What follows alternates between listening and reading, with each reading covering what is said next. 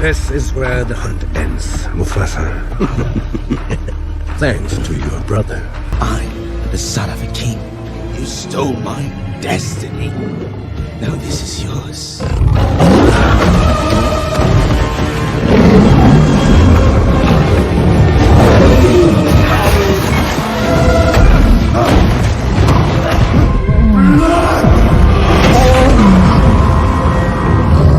Have mercy, I beg you. Mercy! After what you did, Simba, you wouldn't kill your only uncle? I'm not like you. As you wish. Your Majesty! This is my kingdom! My destiny!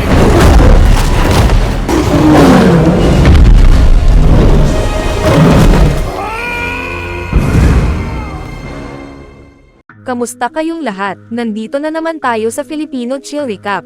At ngayon, pag-uusapan natin ang buong kwento patungkol sa The Lion King film series ang mapapanood nyo mga Tagalog recap sa video na ito mga ka-chill. Mula sa The Lion King 2019 at Mufasa, The Lion King 2024. Maghanda na kayo dahil sa mga spoilers na darating.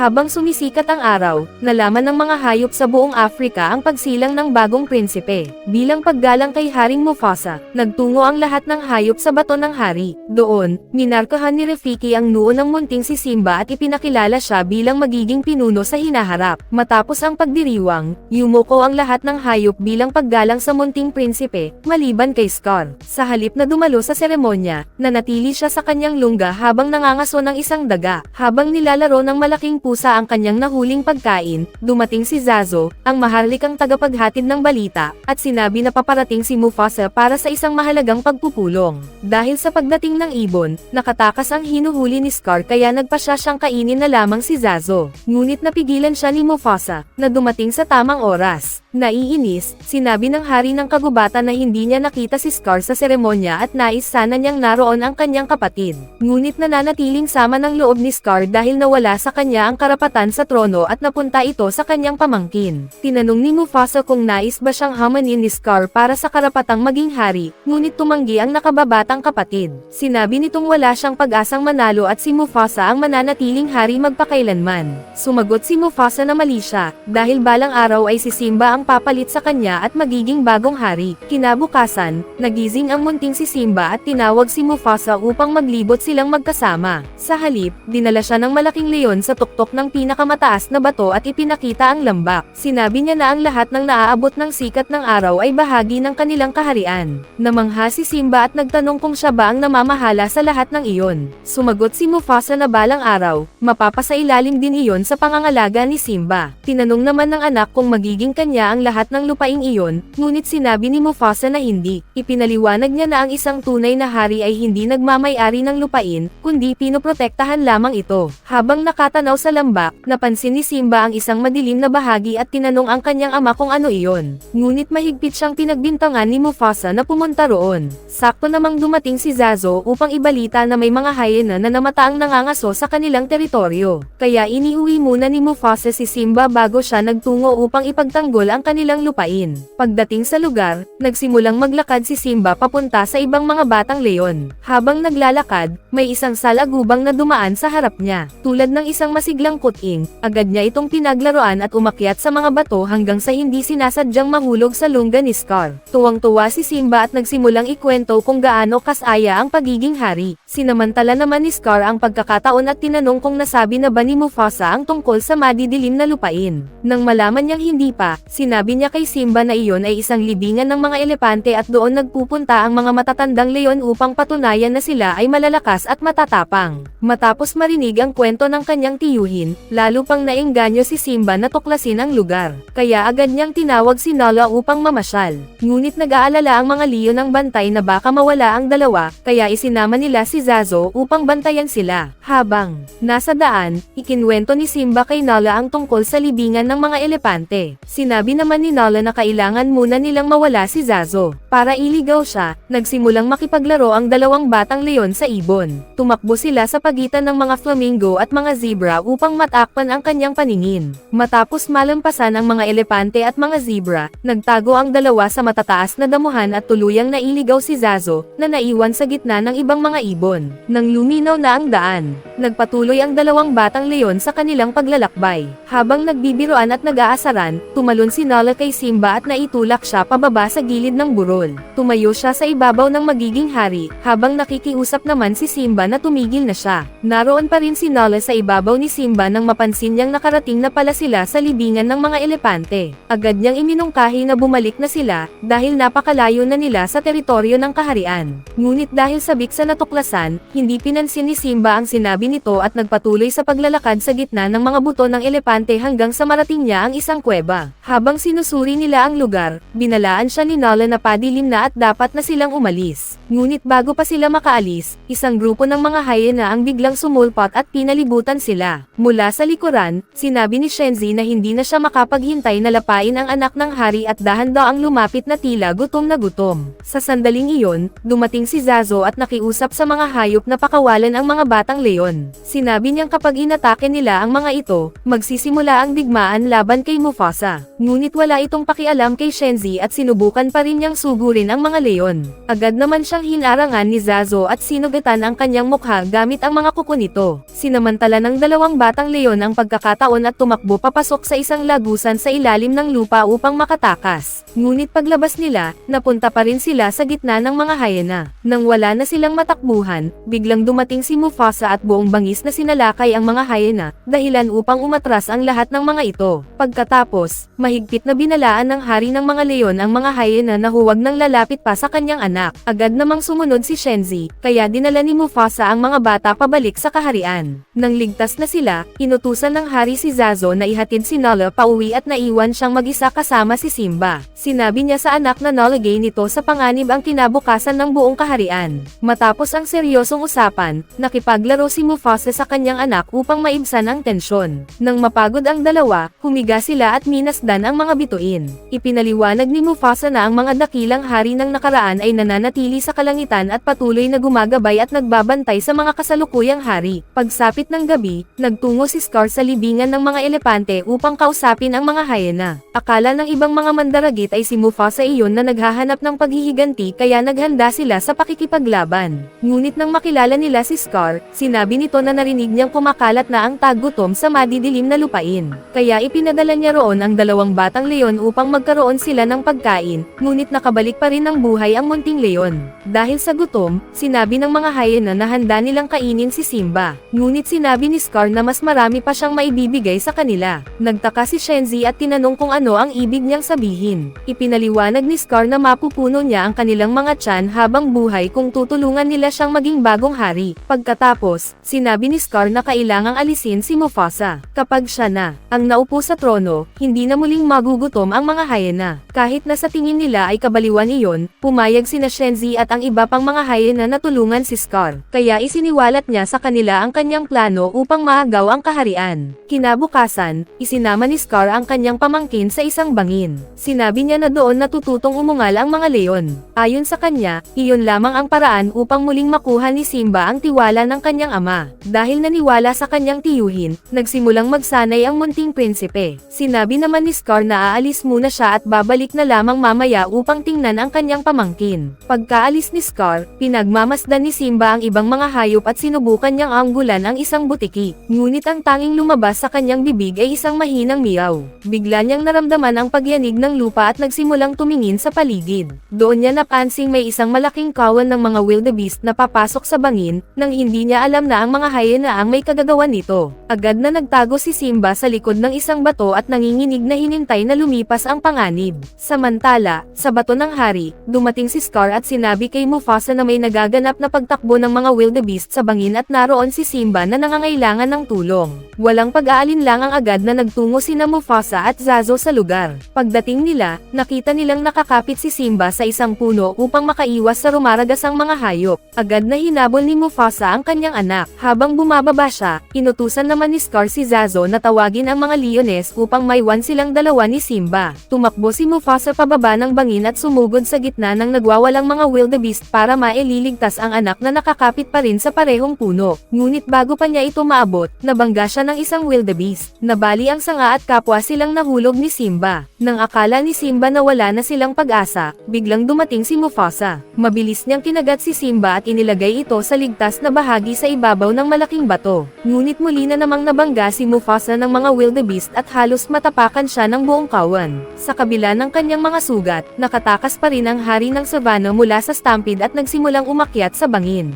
Ngunit pagdating niya sa tuktok, biglang lumitaw si Scar. Habang nagmamakaawa si Mufasa na tulungan siya, nanood lamang ang kanyang kapatid. Sa halip, ibinaon ni Scar ang kanyang mga kuko sa katawan ni Mufasa at kinalmat ang kanyang mukha, dahilan upang mahulog siya pabalik sa bangin at tuluyang matapakan ng huling mga wildebeest. Nag-aalala si Simba kaya muli siyang bumaba at hinanap ang kanyang ama. Pagdating niya sa ibaba, natagpuan niyang wala na itong buhay. Sa sobrang desperasyon, sumigaw siya ng tulong at humiga sa tabi ng katawan ni Mufasa habang naghihintay na dumating ang iba. Maya-maya, lumapit si Scar at tinanong si Simba kung ano ang ginawa nito. Sinisi niya ang batang leon at sinabi na iisipin ng lahat na isa siyang napakasamang kriminal. Dahil sa takot, tinanong ni Simba kung ano ang dapat niyang gawin. Sinabi ni Scar na tumakbo siya ng napakalayo at nangakong hinding-hindi na babalik. Pagkaalis ni Simba, lumabas ang mga hyena sa likod ni Scar. Inutusan niya ang mga ito na patayin ang batang leon. Nang mapansin ni Simba ang mga mandaragit, mabilis siyang tumakbo.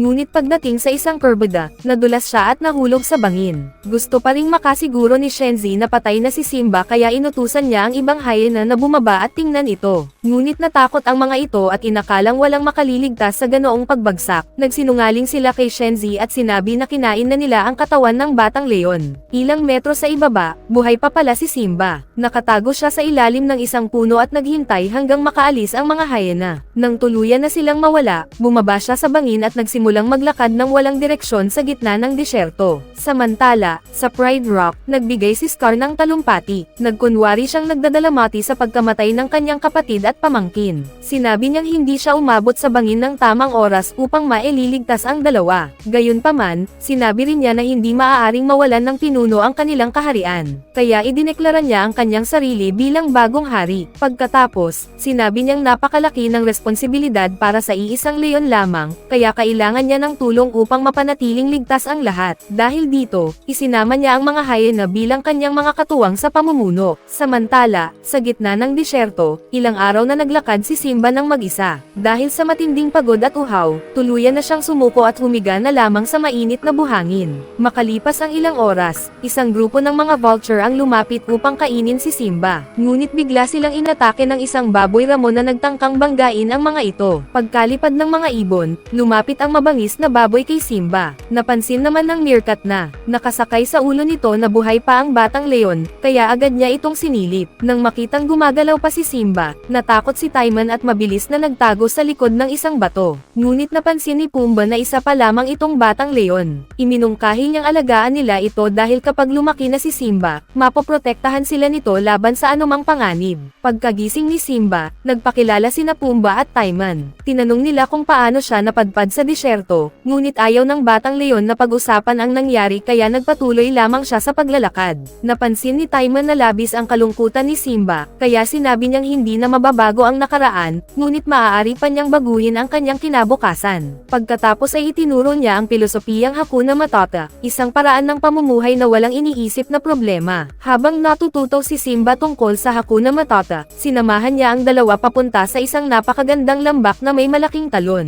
Pagdating nila roon, sinabi ni Simba na nagugutom siya. Ipinaliwanag ni Timon na kailangan na niyang baguhin ang kanyang kinakain at hindi na siya maaaring kumain ng mga hayop tulad ng zebra at antelope. Pagkatapos, ipinakita ni Timon kung paano binubuksan ni Pumbaa ang isang bulok na troso na puno ng iba't ibang insekto. Lumapit silang lahat at nagsimulang kumain. Kahit hindi sanay si Simba sa sa pagkain ng mga uod at insekto, nagawa rin niya itong kainin. Habang lumilipas ang mga taon, unti-unti siyang lumaki hanggang sa maging isang malakas at batang leon. Samantala, sa kaharian, isa-isang nilisan ng mga natitirang hayop ang kanilang tahanan dahil sa pamumuno ni Scar, sa pananalakay ng mga hyena, at sa matinding tagtuyot na sumalanta sa buong lugar. Mula sa Pride Rock, nakita ni Nala ang nangyayari at nais sana niyang gumawa ng paraan. Ngunit pinigilan siya ng kanyang ina. Maya-maya, dumating si Zazo at ibinalita na tuluyan nang nakatakas ang huling grupo ng mga hayop. Ngunit naputol ang kanyang pagsasalita nang subukan siyang kainin ng mga hyena. Pagkaalis niya, dumating si Scar kasama ang iba pang mga mandaragit at sinabi niyang gusto niyang makausap si Sir Robbie. Kahit tutol si Nala, lumapit si Sir Robbie upang kausapin si Scar. Inanyayahan siya ni Scar na samahan siya sa kanilang handaan. Sinabi naman ni Sir Robbie na masyado ng maraming hayop ang kanilang pinapatay, kaya wala nang natitira sa kaharian. Ngunit ipinagmalaki lamang ni Scar na mas pinahusay niya ang kanyang paraan ng pangangaso sa tulong ng kanyang hukbo. Sinabi ni Scar na hindi iyon ang tunay niyang dahilan sa pagpapatawag kay Sir Robbie. Inalok niya itong maging reyna muli. Ipinaliwanag niyang sumusunod ang ibang mga leones kay Sir Robbie at siya ang dahilan kung bakit ayaw siyang tanggapin ng mga ito. Natural na tinanggihan ni Sir Robbie ang alok. Bilang parusa, sinabi ni Scar na simula ngayon ay mauunang kumain ang mga hyena bago ang mga leones, kahit kaunti na lamang ang matitira para sa kanila. Hindi na ito matanggap ni Nala. Kaya nang makatulog ang lahat, nagpasya siyang tumakas sa kaharian upang humanap ng makakatulong sa kanila. Sa ilalim ng dilim, maingat siyang dumaan sa pagitan ng mga bato upang hindi mapansin. Ngunit nagising si Scar at naamoy ang kanyang presensya sa hangin.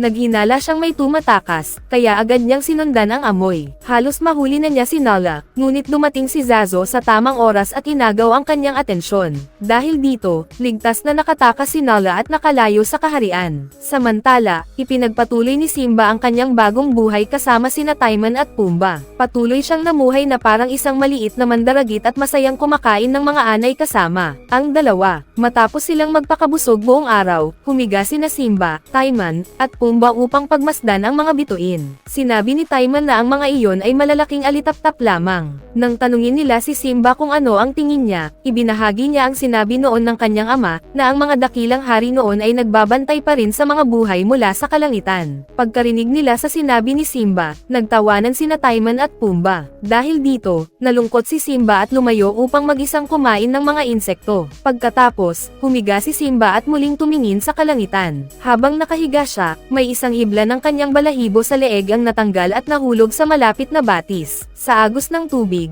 napulot ito ng isang ibon at dinala upang gawing bahagi ng pugad nito. Sa natural na paglalakbay nito, umikot ang hibla ng balahibo sa iba't ibang bahagi ng Afrika hanggang sa mapunta ito sa mga kamay ni Rafiki. Pagkakita pa lamang niya rito, agad niyang nakilala na kay Simba ito at napagtanto niyang himalang buhay pa pala ang anak ni Mufasa. Kinabukasan, naglalakad sina Timon, Pumbaa, at ilang iba pang hayop sa kagubatan nang biglang tumalon si Nala mula sa matataas na damo upang hulihin sila. Sa sobrang takot, sinubukan ni Pumbaa na tumakbo palayo habang hinahabol siya ni Nala. Ngunit napakabilis ng leones kaya alam niyang wala siyang pag-asang makatakas. Dahil wala na siyang ibang magawa, dinala niya si Nala diretso sa kinaroroonan ni Simba. Agad na humarang si Simba upang protektahan ang kanyang kaibigan. Dahil hindi nila agad nakilala ang isa't isa, nagsimula silang maglaban. Hanggang sa may tulak si Simba pabagsak sa lupa, katulad ng nangyari noong mga bata pa sila. Doon lamang nakilala ni Simba ang kanyang matalik na kaibigang si Nala. Pareho silang natuwa sa muli nilang pagkikita. Masayang sinabi ni Simba na magugustuhan ni Nala ang lugar na iyon dahil sagana ito sa pagkain. Ngunit binalaan siya ni Nala na si Scar na ang namumuno sa kaharian kasama ang mga hyena, at nakiusap siyang bumalik upang tulungan silang lahat. Gayunpaman, dahil sa matinding pagkakasala sa nangyari noon sa kanyang ama, sinabi ni Simba na iyon na ang kanyang tahanan. Sa halip na sumama kay Nala, ipinasyal na lamang niya ito sa lugar kung saan siya ngayon naninirahan. Nang makita ni Nala ang bagong tahanan ni Simba, namangha siya sa ganda ng lugar.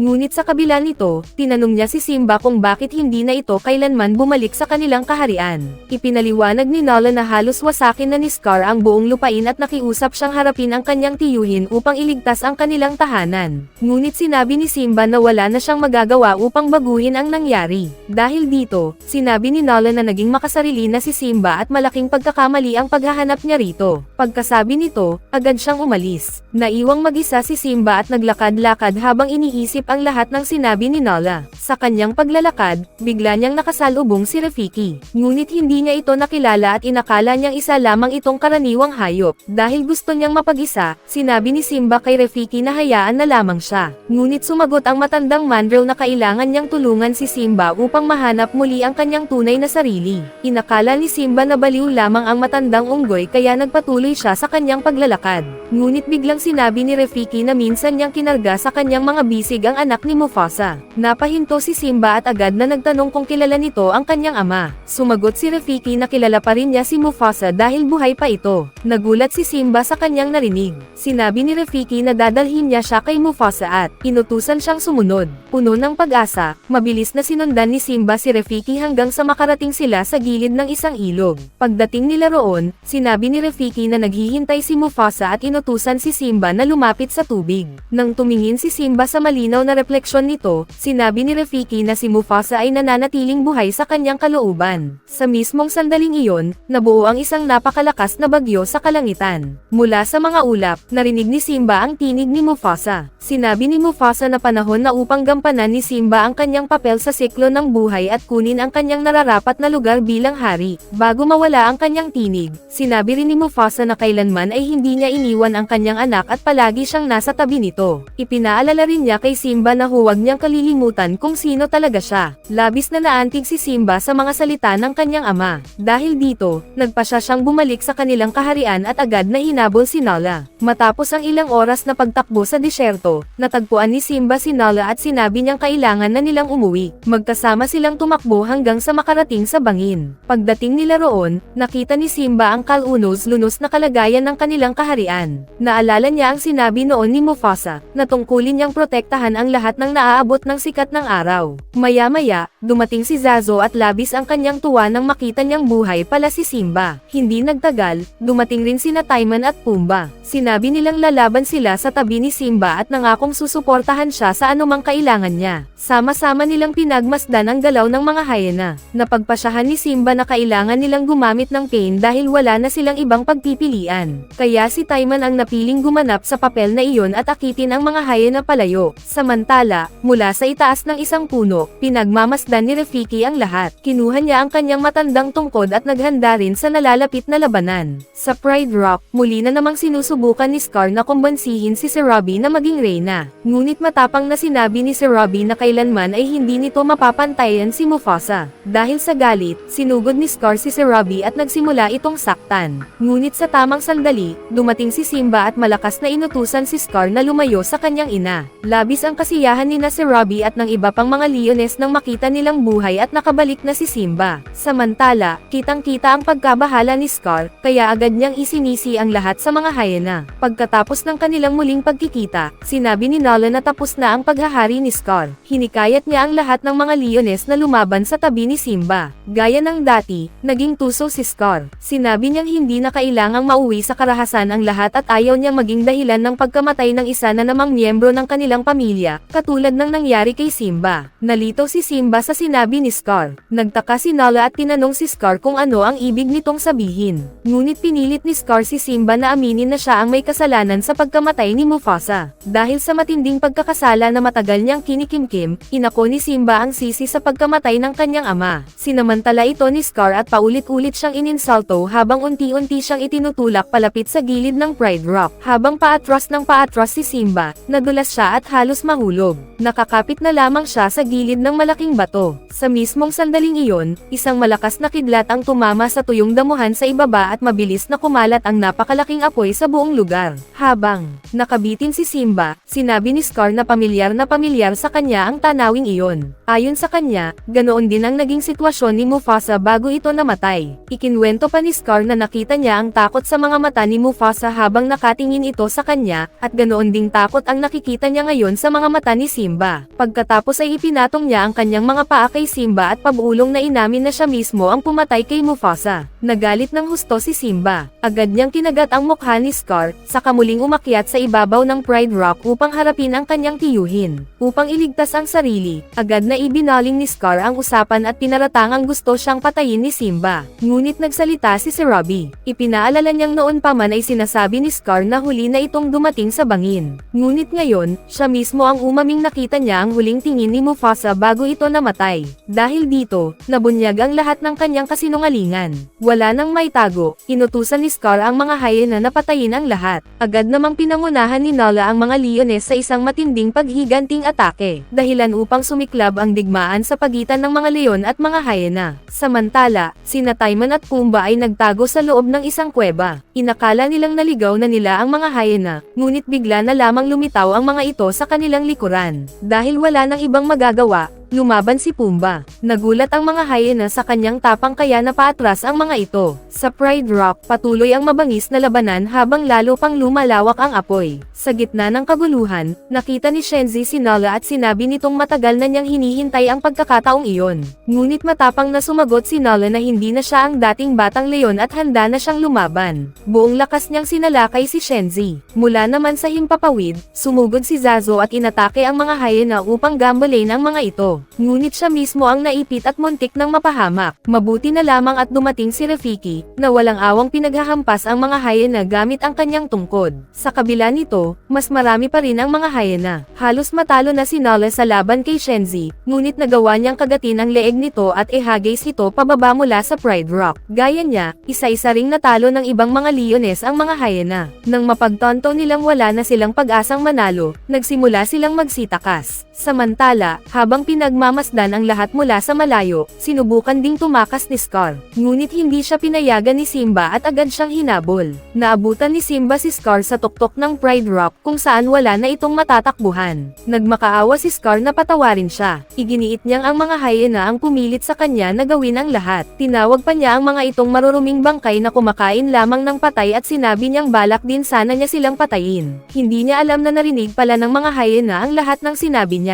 Dahil hindi naniwala si Simba, sinubukan ni Scar na kaawaan siya. Sa huli, pinagbigyan siya ni Simba at sinabi na umalis na lamang siya sa kaharian at huwag nang babalik, katulad ng ipinagawa ni Scar sa kanya noong bata pa siya. Nagkunwari namang susunod si Scar, ngunit bigla niyang sinipa ang nagbabagang mga baga papunta sa mukha ni Simba. Dahil dito, muling nagharap ang dalawa sa isang matinding labanan.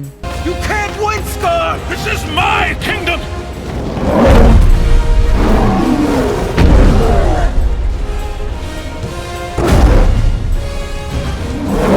Sa huli, nahulog si Scar mula sa tuktok ng Pride Rock katulad ng nangyari noon kay Mufasa. Bagaman nakaligtas siya sa pagbagsak, nadatnan naman siya ng mga hyena na buhay pa. Muli niyang sinubukang linlangin ang mga ito, ngunit narinig na nila ang lahat ng kanyang sinabi. Kaya hindi na sila nagdalawang isip na salakayin si Scar at tuluyan siyang nilapa habang buhay pa.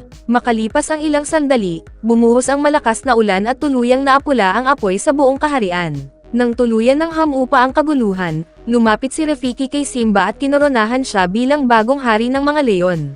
Sa pamumuno ni Simba, muling umunlad at sumigla ang buong kaharian, katuparan ng pangarap at kagustuhan ni Mufasa.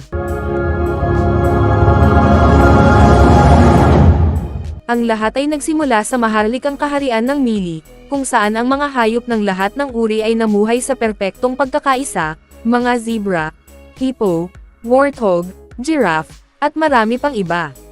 Dito, tinipon ni Haring Simba ang kaharian upang ibahagi ang balitang magbabago sa kanilang mga buhay magpakailanman. Sa isang seryoso ngunit puno ng pananabik na tinig, inanunsyo niya, dumating na ang oras upang lumaki ang ating pamilya. Natupad na namin ni Nala ang pangarap na parangalan ang ikot ng buhay. Magkakaroon kami ng anak. Sa mga salitang iyon, tumangala si Simba sa langit at marahang idinagdag, Nala, mahal ko, paparating na ako. Samantala, si Nala, na medyo pagod, ay nagpahinga at marahang bamulong, Simba, nandito lang ako, naghihintay sa'yo palagi. Makalipas ang kaunti, lumapit sina Timon at Pumbaa sa kanilang mabuting kaibigang si Simba, na humiling sa kanila ng isang napaka-espesyal na pabor, pakiusap, huwag ninyong takutin ang maliit kong si Kiara. Sasamahan ko si Nala at hindi ako makakabalik ng ilang sandali. Sa gayon, Ipinagkatiwala ni Simba ang kanyang tapat na mga kaibigan na alagaan ang kanyang anak na babae, lubos na nagtitiwala na aalagaan nila siya. Pagkaalis ni Simba, nagpa siya sina Timon at Pumbaa na aliwin ang batang si Kiara sa isa sa kanilang mga kwento na puno ng sigla. Ikinwento nila kung paano nila matapang na hinarap si Scar at, sa isang mapaglarong liko, inangkin nilang kinain nila siya. Si Kiara, sa inosente niyang edad, ay agad na sumagot, sabi ni Dad, siya ang tumalo kay Scar. Nauwi sa tawanan ang usapan, at napuno ng saya ang hangin. Kalaunan, dumalaw ang marunong na si Rafiki kay Kiara. Ibinahagi niya sa kanya, na may halong pagmamalaki at pananabik sa kanyang tinig, kung paano siya pinagkatiwalaan ng kanyang mga magulang kina Timon at Pumbaa na mag-alaga sa kanya, ngunit inamin din niyang nangangarap siyang maging isang matapang na leones kahit madalas niyang maramdaman na siya'y maliit at marupok. Si Rafiki, na laging pantas, ay sinabi sa kanya na si Simba mismo ay kasing hindi tiyak din noong siya'y bata pa. Ibinahagi niya ang kwento kung paano minsang dinala ni Mufasa, ang kanyang lolo, si Simba sa pinakamataas na bahagi ng Pride Rock at tinuruan siyang umungal sa ilalim ng bituing kalangitan. Gayunman, si Kiara, nag-aalinlangan pa rin, ay nagsabi, hinding-hindi ako magiging kasing tapang nila. Nang makita ang kanyang pangangailangan ng lakas ng loob, nagsimulang magkwento si Rafiki ng isa pang alamat. Sa kabila ng mga bundok, may tagtuyot na tila walang katapusan, ngunit isang araw, dumilim ang kalangitan at nanag ang tadhana, at doon nagsimula ang kwento ng maalamat na si Mufasa. Matagal bago sila naging mga alamat, si Mufasa at ang prinsipe na makikilala bilang Scar ay naging magkapatid. Tinangay kami ng salaysay patungo sa isang tagpo ng mga elepante at mga hyena na tumatawid sa malalawak na tanawin. Doon, ipinakita ng mga magulang ni Mufasa sa kanilang batang anak ang karelagan ng kanilang mundo. Kapag ipinikit mo ang iyong mga mata, maaari mong pangarapin ang lahat ng balang araw ay magiging iyo, sabi nila. Upang gawing mas mahiwaga ang sandaling iyon, umawit sila ng isang taos-pusong awit, isang awit na nagdiwang sa ganda ng buhay at nangakong palagi silang magkasama. Kahit na hinaharap nila ang mga hamon ng tagtuyot, ang kanilang awit ay nagdala ng pag-asa para sa mas maliwanag na kinabukasan. Gayunman, panandalian lamang ang kaligayahan, sapagkat nagsimula ang isang malakas na buhos ng ulan, pinapalaki ang mga ilog at nagdudulot ng isang mapaminsalang baha. Ginawa ng mga magulang ni Mufasa ang lahat ng kaya nila upang kalasagin ang kanilang anak mula sa mababanggas na agos. Mula sa gilid ng isang bangin, mariing inudyukan siya ng kanyang ama, kailangan mong umalis ngayon, may oras pa. Ang kanyang ina, na pinaghahalo ang pagmamadali at lamang, ay nagudyok sa kanya, isang hakbang sa bawat pagkakataon, at mag-ingat sa pagtapak. Ngunit naparalisa si Mufasa sa takot. Nag-alinlangan siya sa kanyang kakayahang makatakas. Sa sandaling iyon, gumuho ang lupa sa ilalim ng isang elepante, at habang ito'y dumudulas, nahulog si Mufasa, tinangay ng nagngangalit na tubig. Nagpatuloy ang kwento ni Rafiki.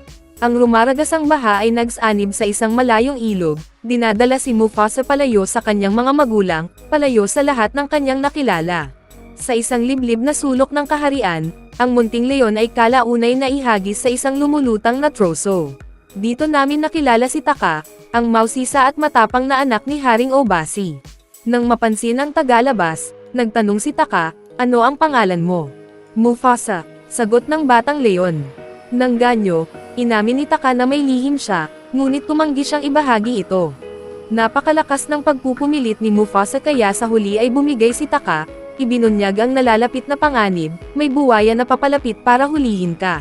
Dahil hindi marunong lumangoy, walang kalaban-laban si Mufasa habang mabilis na lumalapit ang buwaya. Sinubukan ni Taka na tumulong, ngunit mabilis na nawalan ng kontrol ang sitwasyon. Nang tila wala ng pag-asa, dumating ang ina ni Taka na si Ash, buong tapang na hinarap ang buwaya at iniligtas ang parehong mga anak. Gayunman, ang kanyang mukha ay halong galit at pag-aalala. Sinabi ko sa iyo na huwag kang makipag-usap sa mga estranghero, saway niya sa kanyang anak. Ipinilit ni Ash na iwan na lang nila si Mufasa, na sinasabing hindi kailanman tatanggapin ni Haring Obasi ang isang estranghero sa kanilang grupo. Ngunit si Taka, na naantig ng awa, ay ipinagtanggol ang munting leon. Mag-isa lang siya at muntik ng kainin, hindi ko siya pwedeng basta iwan. Sinabi ko sa iyo na maghintay ka sa akin, hindi natin siya pwedeng iwan dito. Mga patakaran ay mga patakaran, hinding-hindi tatanggapin ng hari ang isang gala. Hindi ako gala, naligaw lang ako. Naantig sa kanyang mga salita, nakinig si Ash habang ipinaliwanag ni Mufasa kung paano siya natangay ng baha at nahiwalay sa kanyang mga magulang. May pag-asang nagniningning sa kanyang mga mata, nagtanong siya, alam mo ba kung paano ako makakabalik sa bahay? Sa mahinahong tinig, sumagot ang Leones, ang maligaw ay maaari ring maging paghahanap ng isang landas, at ang landas na iyon ay maaaring maging isang bagong tahanan. Dinala niya si Mufasa sa grupo, kung saan namin nakilala ang kahangahangang si Haring Obasi. Tinitigan ng pinuno ang bata ng may paglibak, malinaw ang kanyang tindig, hindi tayo maaaring tumanggap ng isang gala sa grupong ito. Dugo lamang ang tanging bigkis na mahalaga. Si Taka ang magiging susunod na hari. Dapat nating protektahan ang linya ng dugo. Ang pangalang Mufasa ay tila lubhang bumabagabag sa kanya. Mufasa, inulit niya ng may paghamak, ang pangalang iyon ay nangangahulugang hari, at ako lang ang hari rito. Ang aking anak na si Taka ang magiging kahalili ko. Hinahamon ng batang ito ang kanyang lugar. Sa isang kislap ng masamang balak sa kanyang mga mata, nagbalak si Obasi ng paraan upang alisin ang tagalabas. Naalala niya na nabanggit ni Mufasa na tinatawag siya ng kanyang ina na pinakamabilis na anak, kaya iminungkahi ni Obasi ang isang paligsahan. Kung kasing bilis niya ang sinasabi niya, patunayan niya sa pakikipagkarera sa aking anak na si Taka, idineklara niya, ang kanyang tono ay isang hamon na. Umalangaw-ngaw sa grupo, umungal si Obasi ng malakas, itinuturo si Mufasa ng may paglibak, kapag natalo siya ng prinsipe, tatapusin ko siya sa isang kagat, ungol niya. Ang tensyon sa mga leon ay nanatili sa hangin, ngunit bago maisakatuparan ang hatol, humakbang si Ash pasulong. Ang kanyang matalas na isip at diplomasya ay humamon sa hari. Kung manalo si Mufasa, mananatili siya sa akin, kalmado niyang iminungkahi. Upang patibayin ang kanyang punto, idinagdag niya, kung tunay na karapat-dapat si Taka na maging hari balang araw, dapat niya itong patunayan sa kanyang unang hamon. Kailangang paghirapan ng isang hari ang kanyang lugar, at ito ang magiging aral niya. Sa isang mahigpit na tingin, napilitan si Obasi na sumang-ayon na hayaang ang resulta ng karera ang magpasya sa kapalaran ng bata. Naghanda ang mga batang leon para sa karera, kapwa alam ang mataas na pusta. May halong kaba at determinasyon, nagsimulang tumakbo sina Mufasa at Taka, at may sensing nanood ang grupo. Mabilis na naging malinaw na nahihirapan si Mufasa. Ang kakulangan sa pagkain at pahinga, kasama ang mabigat na ruta, ay nagpabagal sa kanya. Nakita ang pagsisikap ng kanyang kalaban, may ibang damdamin na gumalaw sa loob ni Taka. Habang magkatabi silang tumatakbo, bumulong si Taka, may lihim ako, Mufasa, matagal ko nang gustong magkaroon ng kapatid. Napatingin si Mufasa sa kanya, nagulat, ngunit bago pa siya makasagot, gumawa si Taka ng isang hindi inaasahang desisyon. Bumagal siya, hinayaan si Mufasa na maungusan siya, isinakripisyo ang kanyang tagumpay para sa ugnayang matagal na niyang pinapangarap. Umalangaw-ngaw ang dagandong na ungol ni Obasi sa grupo nang masaksihan niya ang pagkatalo ng kanyang anak. Hinayaan mong talunin ka ng isang estranghero, anong klaseng magiging hari ka, sigaw niya, mabigat ang kanyang tinig sa galit at pagkadismaya. Gayunman, napilitan niyang tuparin ang kasunduan. Mananatili si Mufasa, ngunit titira siya kasama ng mga leones. Hindi siya dapat lalapit kay Taka. Kahit sinubukan niyang panatilihin ang kanyang autoridad, malinaw na labis siyang nabigo sa kanyang anak. Ngunit hindi pinansin ni Taka at Mufasa ang kanyang galit. Pinag-isa ng kanilang pinagdaanang karanasan, nagsimula silang umawit at masiglang ideklara na mula sa sandaling iyon, sila ay magkapatid. Lumipas ang panahon at ang mga anak ay lumaki bilang mga batang leon, ngunit nanatiling hindi nagbabago ang kanilang mapaglarong espiritu. Patuloy na umaabot kay Ash ang mga reklamo tungkol sa kanilang mga kalokohan, at gaya ng dati, nagdeklara si Obasi ng may paglibak, hayaan ninyong ipaalala ko sa inyo, ang nag-iisa kong anak ay si Taka. Ang palaboy na iyon ay walang karapatang manatili rito. Ibalik ninyo siya sa mga leones at ilayo sa aking anak. Nang ipahayag ni Taka ang kanyang pagnanais na sumama kay Mufasa, pinigilan siya ni Obasi, ang kanyang tono ay puno ng bigat. Hindi ka pwedeng sumama sa kanya. Dapat kang manatili rito sa tabi ko at matutong maging pinuno. Pagkatapos, sa isang mabigat na anyo at mga salitang may halong babala, idinagdag niya, huwag mo siyang pagkatiwalaan. Isang araw, ipagkakanulokan niya, dahil iyan ang likas na ugali ng mga hindi nabibilang. Tumingin si Taka sa kanya nang may hindi paniniwala, ngunit si Obasi, Ipinikit ang mga mata na may anyo ng kataasan, ay nagtapos, ang kapangyarihan ay nasa pahinga, sa pamamagitan lamang ng pagtitipid ng ating lakas ay mapoprotektahan natin ang grupo. Ngunit may naramdaman si Taka na may mali sa aral na ito. Sinabi sa kanya ng kanyang mga kutob na mali ang kanyang ama. Samantala, sa ibang bahagi ng grupo, pinapahusay ni Mufasa ang kanyang mga kakayahan sa ilalim ng gabay ni Ash. Inampon ng ina ni Taka ang batang leon. Tinuruan siya ng mga mas advanced na teknik sa pangangaso na nagbukod sa kanya sa alinmang leon na kanyang nakilala. Nakabuo si Mufasa ng isang pambihirang pangamoy, isang kaloob na itinuring ni Ash na kakaiba. Sa isa sa kanilang mga pangangaso, itinaas ni Mufasa ang kanyang ulo at inamoy ang hangin. May kawan ng mga antelope sa timog, sabi niya nang may kumpiyansa. Nang ganyo, tinanong ni Ash, paano ka nakatitiyak, baka iba iyon. Sumagot si Mufasa ng may katiyakan, magaan ang kanilang mga yapak at mabagal ang kanilang galaw, at may isa pa, minsan ay nakakahuli ako ng isang mahinang amoy na nagpapaalala sa akin ng tahanan. Minsan ay may naaamoy ako, halos bakas lang sa hangin, at amoy ito na parang tahanan. Tumingin sa kanya si Ash nang may lamang at ipinaliwanag, iyon ang amoy ng iyong ina. Kung nararamdaman mo pa rin ito, dahil kasama mo pa rin siya. Tumama sa puso ni Mufasa ang kanyang mga salita, nagbibigay sa kanya ng isang sinag ng pag-asa at panibagong pakiramdam ng pagiging kabilang, kahit sa isang lugar kung saan tinitingnan pa rin siya bilang tagalabas. Sa isang tahimik na sandali, ibinahagi ni Mufasa ang kanyang pinakamalalim na iniisip. Hindi ako kailanman tatanggapin ni Obasi dahil hindi ako dugo niya. Para sa kanya, palagi akong magiging isang nanghihimasok, isang pag-alagala. Tumingin sa kanya si Ash ng mabait at sumagot, ikaw ay pamilya ko.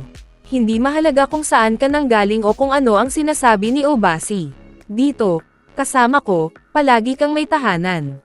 Ngunit si Mufasa, na may umuusbong na karunungan sa kanyang tinig, ay tumugon, tama ka, ako ay isang pag-alagala, ngunit baka mas mabuti iyon. Ikaw lang ang tanging tahanan ko.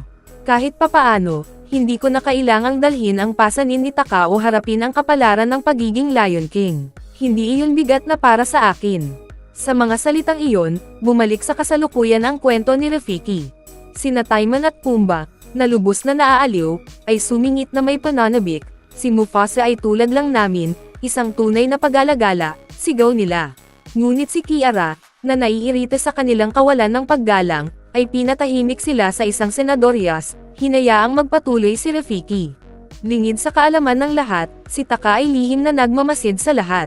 Nagpatuloy si Rafiki sa kanyang misteryosong tinig, ngunit habang minamanmanan niya ang kanyang kapatid at si Ash, may isang kakilakilabot na bagay ang nagkukubli sa mga anino. Ang malalaking puting leon, mga multo ng disyerto, ay gumagapang palapit. Nabiyak ang katahimikan ng lumitaw ang mga mandaragit mula sa kanilang mga pinagtataguan. Walang pag-aatubili, tumalon si Mufasa sa aksyon upang protektahan si Ash. Mabagsik at matindi ang labanan. Mula sa malayo, nanood si Taka ng may takot. Gusto niyang tumulong, ngunit ginapos siya ng takot. Sa halip na makialam, pinili niyang tumakas, iniiwan ang kanyang ina at si Mufasa na harapin ang panganib ng mag-isa. Ipinakita ni Mufasa ang hindi pangkaraniwang tapang at nagawang talunin ang isa sa mga puting leon, hiniligtas ang buhay ni Ash. Pagod na pagod, bumalik sila sa grupo kung saan isinalaysay ni Ash ang nakakatakot na nangyari. Sila ay malalaking leon, puti na parang mga multo. Kung wala si Mufasa, hindi na ako buhay ngayon. Ang kanyang mga salita ay nagpasiklab ng mga bulungan ng pag-aalala sa grupo. Sa matatag na tinig, binalaan niya ang lahat, ang mga leon na iyon ay kalahating araw na paglalakbay lang mula rito. Darating sila para sa atin. Kailangan nating maghanda. Gayunman, binaliwala ni Obasi ang kanyang pagmamadali at sumagot ng may paglibak, at bakit ako maniniwala sa isang palaboy? Pagkatapos, ipadala mo ang isang tao para mag-imbestiga, giit ni Mufasa. Bagaman nairita sa hamon, napilitan si Obasi na sumang-ayon at nagpadala ng isang taga-manman upang kumpirmahin ang kwento. Ngunit hindi doon nagtapos ang kanyang galit. Sa pribado, hinarap niya si Taka ng may matinding galit, iniwan mo ang iyong ina, saway niya, paano mo sa tingin mo maaapektuhan iyon ang ating pamilya? Samantala, sa isang malayong lupain, ipinakilala sa amin ang hari ng mga puting leon na si Kiros, isang matangkad at malupit na pinuno. Nagulat ang isa sa kanyang mga mandirigma tungkol sa laban, may isang batang leon, Hindi siya ang hari ng grupo, ngunit siya ang pumatay sa iyong anak, ang prinsipe na si Kiro. Nanlamig ang dugo ni Kiro sa balita. Paano nagawang patayin ng isang karaniwang leon ang aking anak? Sigaw niya, mabigat ang kanyang tinig sa galit at dalamhati. Walang awa, iniutos niyang iwan ang bigong mandirigma sa awan ng mga leones upang lamunin. Bumalik sa grupo, patuloy na ibinuhos ni Obasi ang kanyang matitigas na pananaw tungkol sa kapangyarihan kay Taka. Dapat kang magsinungaling, utos niya. Sabihin mong hindi ka tumakbo. Sabihin mong hindi mo iniwan ang iyong ina. Hindi na mahalaga ang katotohanan. Ang tanging dapat nating protektahan ay ang linya ng dugo. Si Taka, wasak at halatang naguguluhan, ay sumagot, ayokong maging hari. Ayokong magsinungaling. Anak mo lang ako. Sa sandaling iyon, bumalik ang leon na ipinadala ni Obasi upang mag-imbestiga, hingal at may mabigat na anyo. Totoo ang sinabi ni Mufasa. Ulat niya, paparating sila, 2 leon para sa bawat isa sa atin. Si Obasi, nahaharap sa nagbabantang-banta at determinadong pangalagaan ang kanyang angkan, ay gumawa ng isang kapalarang desisyon. Ipinadala niya ang kanyang anak na si Taka upang magsimula ng bagong buhay, at inutusan si Mufasa na samahan siya bilang kanyang tagapagtanggol, nanunumpa ng isang walang hanggang ugnayan ng katapatan. Sa una, tumanggi si Mufasa, ayaw niyang iwan si Ash. Ngunit si Ash, matatag at puno ng pagmamahal ang tingin, ay sumagot, nagsalita ang iyong ina tungkol sa isang lugar sa kabila ng abot tanaw, mga luntiang lupain sa ilalim ng perpektong araw. Ang lugar na iyon ay tinatawag na Mili. Kailangan mong pumunta roon at hanapin ang iyong tunay na tahanan. Si Mufasa, wasak ang puso, ay sumagot, ayokong mawala ka. Hinaplos niya siya ng may lamang at ibinulong, nararamdaman mo iyon, at ganoon din ako. Buhay pa ang iyong mga magulang. Kailangan mong umalis at hanapin sila, tuparin mo ang iyong tadhana sa ikot ng buhay. Luhaan, nagpaalam sila. Umalis sina Mufasa at Taka sa kanilang paglalakbay, iniiwan si Ash, habang ang abot tanaw ay nangangako ng isang hindi tiyak na kinabukasan. Bumalik sa kasalukuyan, sina Timon at Pumbaa ay sumingit sa kwento ng mga katawa-tawang biro bago magpaalam upang pumunta sa banyo. Si Kiara, na naiirita, ay binaliwala sila at hinimok si Rafiki na magpatuloy. Si Obasi, kapit sa kanyang dangal at pagmamalaki, ay naghangad na harapin ang pinuno ng mga puting leon na si Kiros. Isinalaysay ni Rafiki, si Kiros, nakahanga-hanga at malamig, ay ginawang malinaw ang kanyang layunin, ako ang nag-iisang hari. Ang aking grupo ang huli sa lambak ng mga hari, at maaari lamang magkaroon ng isang kataas-taasang leon, at iyon ay ako. Si Obasi, na nahahati sa pagitan ng tungkulin at tadhana, ay alam na wala na siyang takas. Sira na ang ikot, magkakaroon lamang ng isang Lion King. Samantala, ipinagpatuloy ng mga batang leon na sina Taka at Mufasa ang kanilang paglalakbay nang biglang lumitaw sa likuran nila ang mga anino ng mga puting leon. Lumangoy ka, utos ni Mufasa kay Taka, ang kanyang tinig ay may taglay na awtoridad ng isang prinsipe. Ngunit si Taka, napatigil sa takot, ay tumanggi. Ang trauma ng baha na naghiwalay sa kanyang pamilya ay nagparalisa sa kanya. Noon ay lumitaw si Kiros, nakatuon sa kanila ang kanyang malulupit na mata, at nagtanong, sino ang pumatay sa aking anak? Napako ang kanyang tingin kay Taka, na bilang tagapagdala ng dugong Maharlika ay itinuro. Dugo kapalit ng dugo, idineklara ni Kiros sa nagyayelong tinig.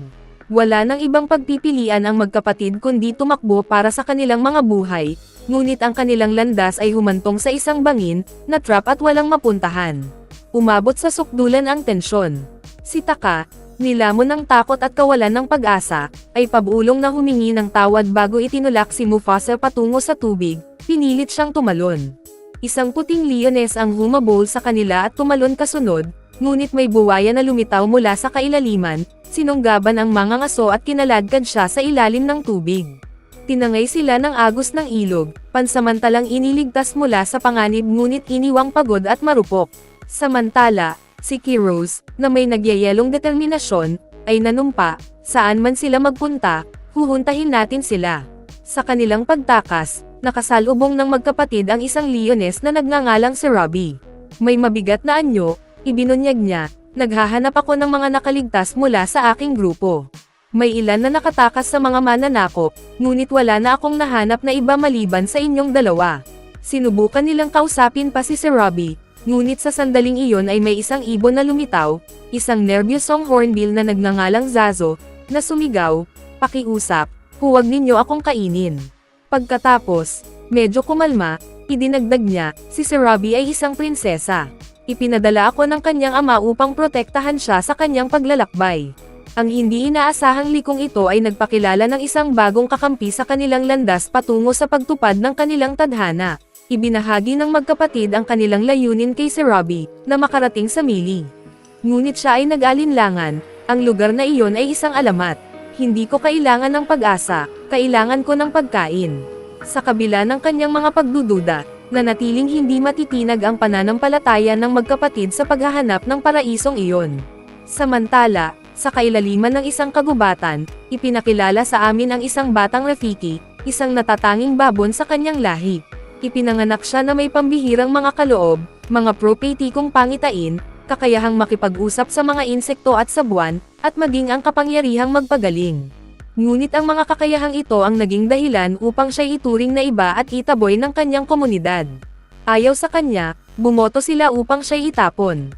Sinubukan ng isang batang unggoy na hikayatin si Rafiki na manatili, ngunit mahinahon niyang sinagot, "Oras na para umalis ako, hinihintay ako ng aking pamilya sa kabila ng mga punong ito." Pinagtagpo ng tadhana si Rafiki at ang mga leon sa kanilang paglalakbay.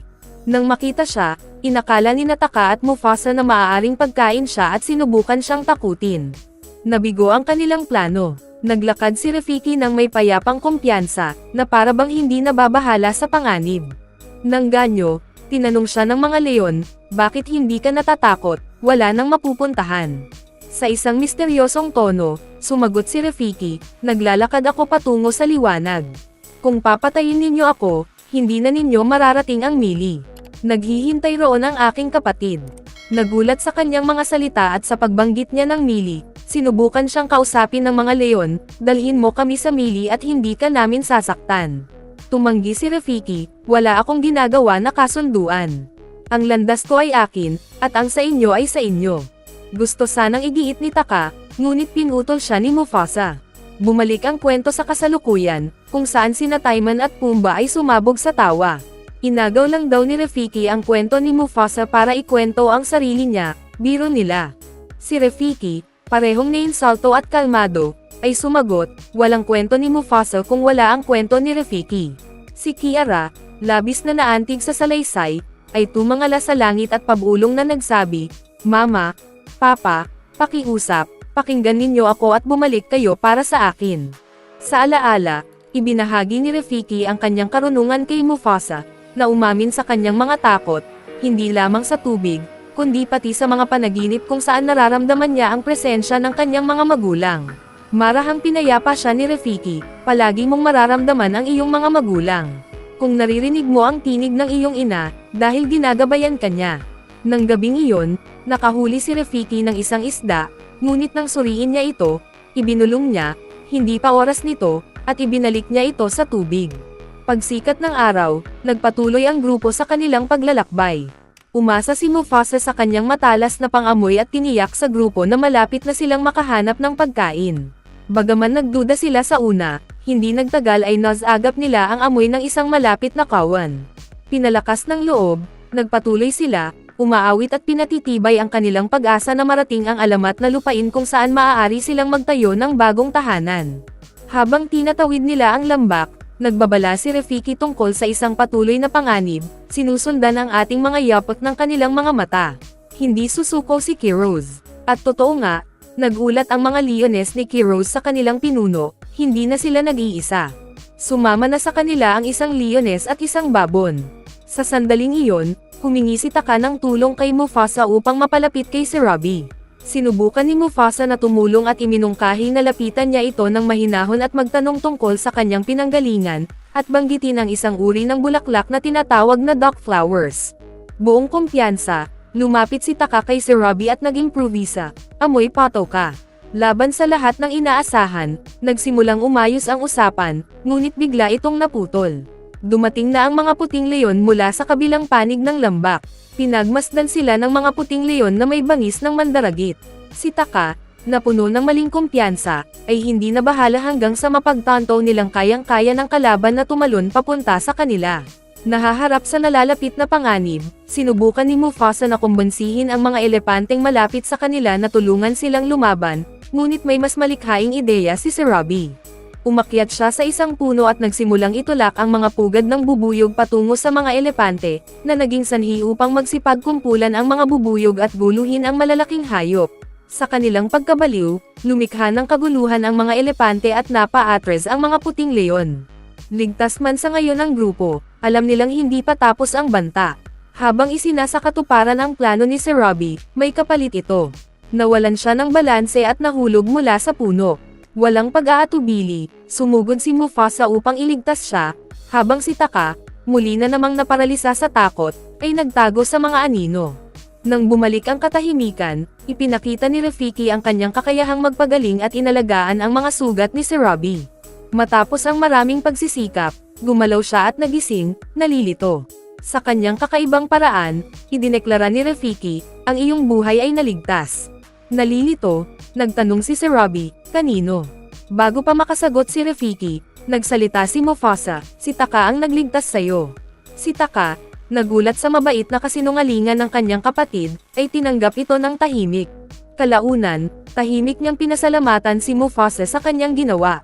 Nang gabing iyon, habang sila'y nagpapahinga, napanaginipan ni Mufasa ang kanyang ina, ang init ng kanyang presensya at ang kanyang mga salita na nag-uugnay sa kanya sa tahanan ng kanyang nawala. Lumitaw din sa kanyang panaginip si Sir Robbie, ang kanyang imahe ay gumising sa isang ugnayang hindi niya may kakaila. Pagkagising, nakaisip si Mufasa ng isang plano.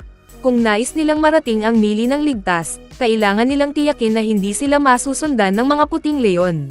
Nagboluntaryo si Zazo na lumipad paikot-ikot upang tiyakin na naligaw na nila ang kanilang mga humahabol. Umubra ang plano, at sa unang pagkakataon, nawala sa bakas ang mga puting leon. Bumalik si Zazo dala ang balita, at sa wakas ay nakapagpahinga ang grupo.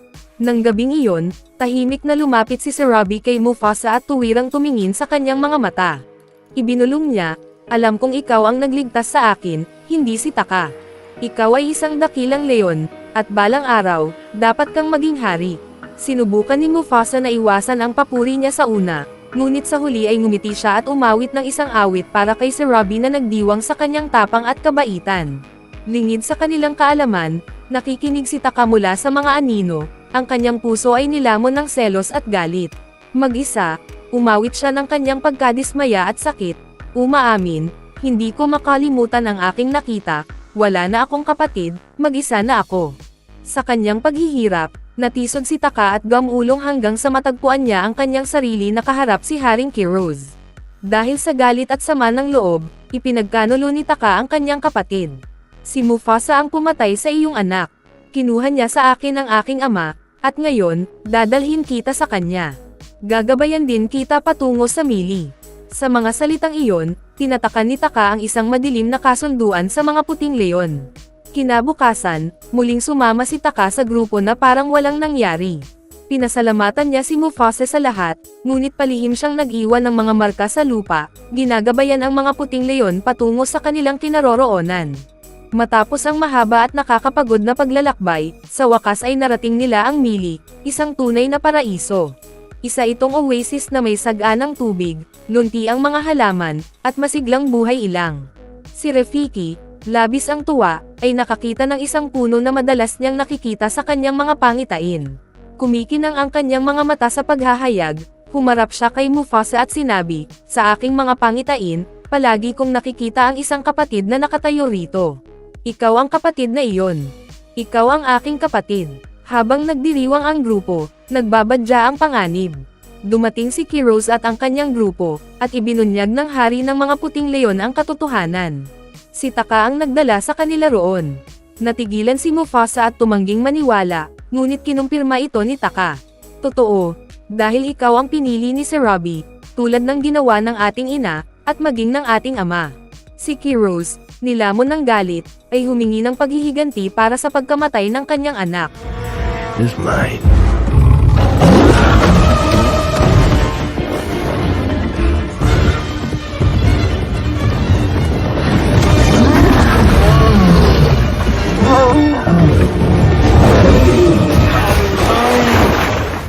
Umungal si Mufasa ng malakas upang tawagin ang pansin ng lahat. Maaaring ako ay isang pag-alagala, ngunit kailangan kong ipaglaban ang mili. Lahat tayo ay may lugar sa ikot ng buhay, at magkasama natin itong mapoprotektahan. Nabigyang inspirasyon ng kanyang mga salita, nagkaisa ang iba pang mga hayop kay Mufasa upang harapin ang banta. Sa isang epikong labanan sa loob ng isang kuweba, hinarap ni Mufasa si Kiros habang nanonood si Taka mula sa itaas. Napatunayang mas malakas ang hari ng mga puting leon, at matapos ang matinding tunggalian, tinalo niya si Mufasa. Nang handa na si Kiros na ibigay ang huling hampas, narinig ni Taka ang tinig ng kanyang ina sa kanyang isipan, na nagpapaalala sa kanya na darating ang sandali niya upang maging bayani. Naantig, namagitan si Taka at hiniligtas ang kanyang kapatid. Samantala, ginamit ni Rafiki ang kanyang karunungan upang manipulahin ang paligid, ginagabayan ang iba pang mga leon patungo sa kaligtasan. Sa gitna ng mabangis na labanan, isang biglaang baha ang lumamon sa kuweba. Sa kabila ng tumataas na tubig, walang awat na hinabol ni Kiros si Mufasa, at nagpatuloy ang kanilang laban sa ilalim ng tubig. Habang rumaragasa ang baha, isang napakalaking bato ang natanggal. Sinamantala ang pagkakataon, tinamaan ni Mufasa si Kiros, at ang bumabagsak na bato ang dumurog sa hari ng mga puting leon, na nagtapos sa kanyang paghahari. Matapos ang labanan, hirap na lumabas ng kuweba si Mufasa, sugatan at pagod. Nag-alinlangan si Taka sandali, ngunit sa huli ay tinulungan siya. Gayunman, nang dumating si Serabi upang tulungan si Mufasa, si Taka, na nakaramdam ng pagkatabunan at sama ng loob, ay umalis nang hindi nagsasabi ng kahit ano. Sa labas, lumabas sina Serabi at Mufasa at natagpuan ang ibang mga hayop na naghihintay sa kanila. Dahil napagisa niya ang lahat sa oras ng pangangailangan, ipinroklama si Mufasa bilang Lion King ng Mili. Pagkatapos ay dumating ang isang nakakagulat na sandali. Lumitaw ang ina ni Mufasa, buhay. Nalunod sa emosyon, masayang nagkita muli ang dalawa, bagaman nagdala siya ng masakit na balita, pumanaw na ang kanyang ama. Kalaunan, bumalik si Taka, puno ng pagsisisi, at humingi ng kapatawaran. Bagaman nanawagan ang ibang mga hayop para sa kanyang pagpapatapon, tumanggi si Mufasa na iwan ang kanyang kapatid na walang tahanan. Gayunman, malinaw ang kanyang tindig, mula ngayon, hindi ko na kailanman babanggitin ang iyong pangalan. Tatawagan kang Scar. Si Scar, puno ng tahimik na galit, ay lumakad palayo, nagliliyab sa puot ang kanyang mga mata habang pinapanood si Mufasa na umakyat sa Pride Rock at nagpakawala ng isang makapangyarihang ungol, na nagmarka sa simula ng kanyang paghahari. Sa kasalukuyan, si Kiara ay nakatayo sa ulan, umaatungal ng buong lakas, iniuugnay ang sarili sa kanyang angkan at pamana. Maya-maya, namataan niya ang kanyang ama sa malayo. Ng tuwa, tumakbo siya patungo sa kanya at nagyakapan sila ng buong puso. Samantala, binati ni Timon at Pumbaa si Rafiki sa kanyang pagkukwento. Magkasamang bumalik sina Simba at Kiara, ngunit hindi sila nag-iisa. May dala silang bagong karagdagan sa pamilya, ang nakababatang kapatid ni Kiara. Ang batang Leones, ng pananabik, ay nangakong paprotektahan siya palagi, tinitiyak ang pagpapatuloy ng ikot ng buhay. At sa gayon, nagtatapos ang pelikula sa panibagong pagdiriwang ng pamilya, pamana, at ang matibay na ugnayan ng Pride Lands. Dito nagtatapos ang pelikula at ang buong kwento sa The Lion King Film Series franchise ang napapanood nyo mga kachil. Bago tayo magtapos ay isa-shoutout muna natin si Dark Nero, Maymay Rulan, Joseph Solo, Raymed Ala, Fernando, Rodlo Justinian, Prince Nathan, Jomar Kamanian, Dizon Nena from Dubai, JR Bautista from Caloocan North, Liz Angeli from Cavite, Ray Paso Jan Mervay from Carmen Cebu, at Shanai from Lapu-Lapu City, Cebu. Mag-subscribe na kung hindi ka pa nakasubscribe, pindutin na rin ang notification bell at like button para sa marami pang movie recap katulad nito, at mag-iwan ng comment down below. And as always, thank you for watching.